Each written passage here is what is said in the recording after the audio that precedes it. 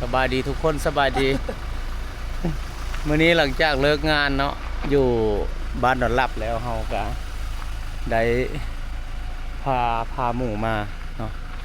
พาหมู่มาอันจุดสูบเมืองวังเนาะพี่จุดสูบเมืองวังสีพากันเข้าไปไหว้พระธาตุนางลาวเนาะแต่หลังจากนั้นเฮาก็สิได้ลงไปงานกับวงดนตรีในเมืองวังเนาะไปซอยงานหมู่อยู่หั่นไปเบิ่งทุกคนนี่ทีมงานเขาซื้ออยู่ทางเข้าไปได้จ่ายยังได้ทำไมไม่จ่ายเลยเงินแบบที่บุญเป็นอย่างนะมีแต่สนใจที่บริจาคกันจากคนที่มีแพงฮอนแล้วท่านนางลาวนี่ผู้สาวเพิ่นขายดอกไม้นี่ขอบใจเด้อขอบใจเด้อนี่ฮอนแล้วทุกคนฮอนละฮอดสถานที่พระธาตุนางลาวล่ะเดี๋ยวนี้เพิ่นนั้นเพิ่นได้สร้างกำแพงหอบเนาะถือว่ามีเบิดละ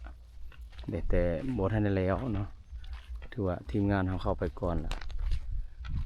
อันนี้น่าสิเป็นอย่างก็ศูนย์รวมความสำเร็จการสร้างสาพัฒนาภายในวัดพระธาตุนางลาวพรหมนารามปี 2022-2025 เนาะเป็นภาพเพิ่นเก็บมาเป็นที่ระลึกเนาะให้แขกนักท่องเที่ยวเบิ่งหรือว่าประชาชนที่เดินทางมาสักการะบูชาเนาะไปวันนี้เฮาสิได้พาทุกคนเข้าไปเบิ่งสถานที่ข้างในเนาะนี่มันฮอบเบิดนี่กำแพงฮอบเบิดล่ะนั่นนี่ไป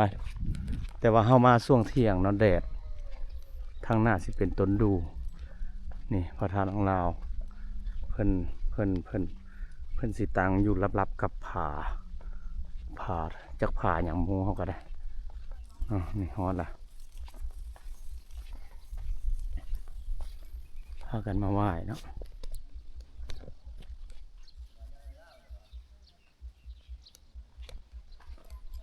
ฮอดแล้ว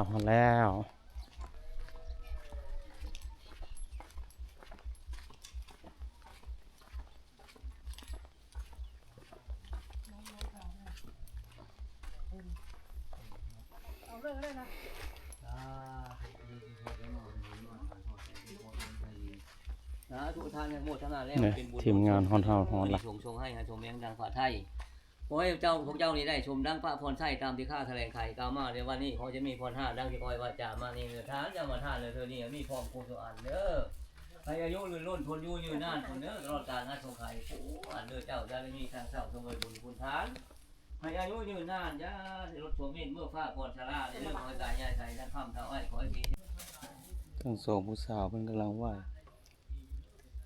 ขอพรจ้า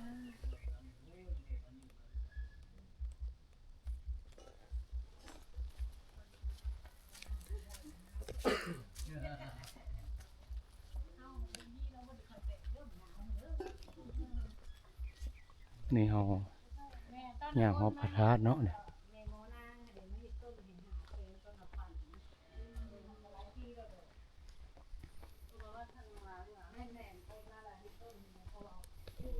เฮาย่างฮอบตามมันจากเฮาไหว้แล้วเฮาก็ไปเลาะต่อได้เมื่อยบ่บ่เมื่อยเนาะมาทำบุญเนาะได้เจ้เพิ่นเด้ พอดีอันนั้นคัก พอดี เชื่อฮัดใจอยู่เพื่อผ้า พวกนี้คือสิเมื่อยแห้งนะมื้อเนาะ บริมืออิ่มบุญ ถ่ายสองคนถ่ายคน เจ๊ เดียว ไทยก้อน ทำเดียวปะ ไทยตัวไทยเดียวก้อนเลย แม่ได้สีแดง นี่คือพระธาตุนางลาวอ่ะเนี่ย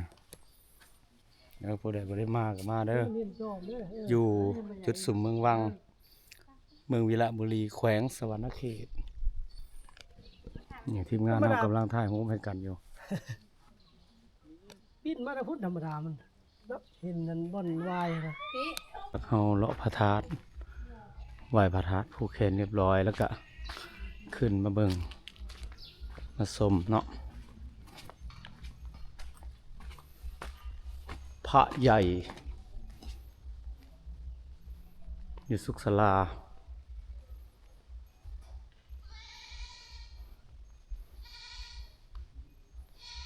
คลองใหญ่อยู่วัดพระธาตุดังลาวนี่เอาพาทุกคนมาชมเนาะเพิ่นเอิญพระหยัง บ่ได้บอกชื่อนอนเลย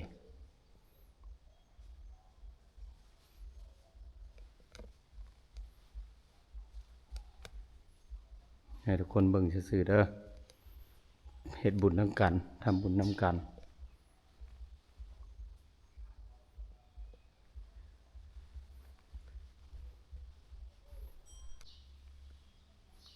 ของใหญ่เนาะพระ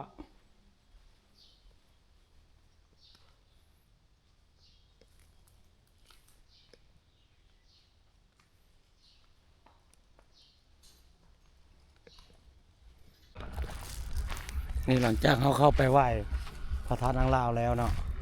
เขาก็ออกมาแต่ตอนเข้าเขาบริถ่ายเนาะอันนี้เป็นรูปสัญลักษณ์แคนเนาะนี่แคนลาวเนาะนี่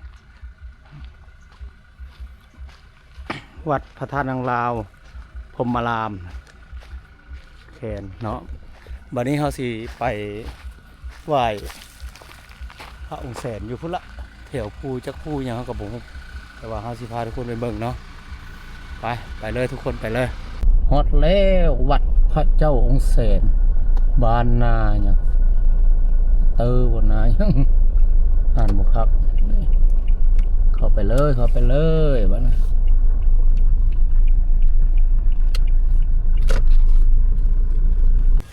ฮอดแล้วทุกคนสถานที่วัดองค์แสนเนาะพอเฮาพาถึงงานมาไหว้พระเจ้าองค์แสนเนาะเอาเด้หาโศกคนเดียวนี่นั่นแล้วอย่านี่ฮะไม่ทุกมดเอาไหม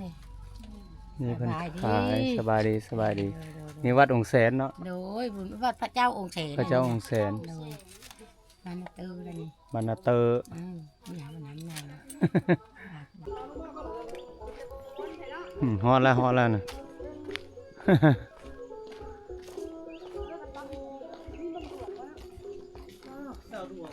โอ้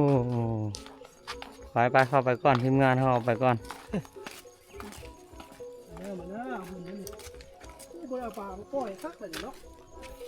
ฮอดแล้วทุกคนเนาะสถานที่วัดองค์แสนเขาสิพาทุกคนขึ้นไปไหว้ขอพรพระเจ้าองค์แสนอยู่เทิงภูเนาะไปทำกัน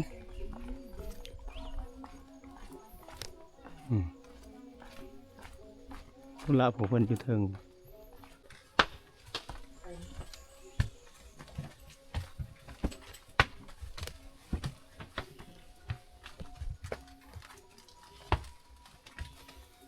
พูดไปไหว้เพิ่นบ่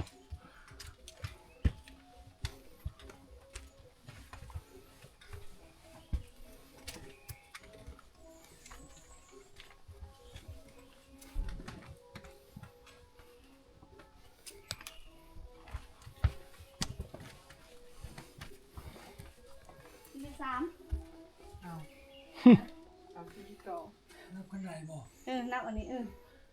ฮอดแล้วทุกคนฮอดละฮอดลานพระเจ้าองค์แสนเพิ่นประทับอยู่ละเด้ฮอดละนี่แหละ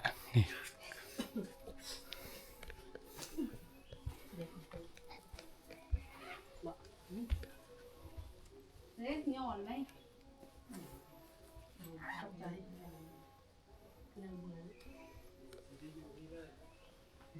งานเขาเป็นไหว้เนาะไหว้พระองค์แสนเขาก็ยังเลาะเข้ามาเบิ่งบ่อนบาทสวรรค์พระฤาษีพี่หนูว่าเข้านี่เลย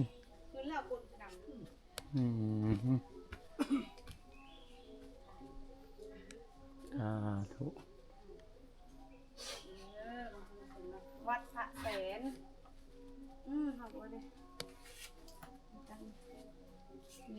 ทีมงานเฮามาพร้อมกัน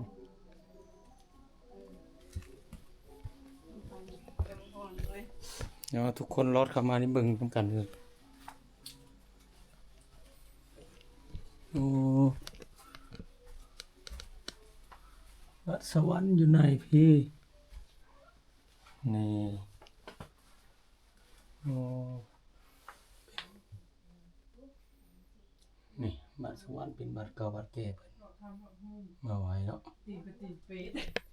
นี่ทุกคนมาฮอดจอดถึงจุดสุดยอดล่ะหลังจากลงมาแต่ไหว้พระเจ้าองค์แสนแล้วเฮาก็ได้มาพออันผู้ใหญ่เพิ่นเนาะได้มาอยู่พี่โดดแล้วเนาะคนเขาม่วนนะเจ้าเนาะอันนี้ก็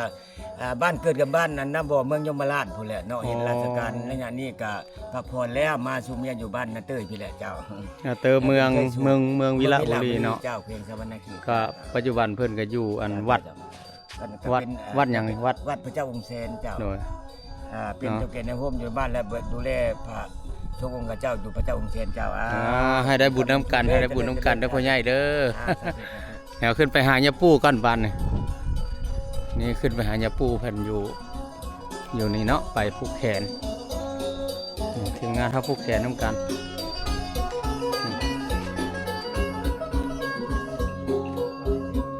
นี่เพิ่นอยู่นี่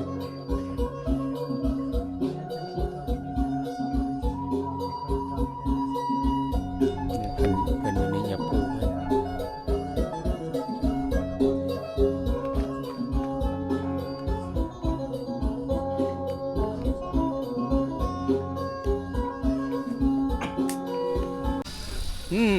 หลังจากเราขึ้นไปไหว้พระเจ้าองค์แสนแล้วก็ไปมัดแขนน้ำยาปูเพิ่นแล้วก็เราก็สิได้กลับเนาะกลับไปงานก่อนบัดนี้ขอโจวิดีโอไว้ซ้ำนี้ก่อนเด้อทุกคนเด้อเนาะจังได๋ก็ฝากติดตามกดไลค์กดแชร์เนาะถือว่าวิดีโออันไหนบ่คักบ่แน่ก็ต้องขอโทษขออภัยหลายบ๊ายบายสบายดี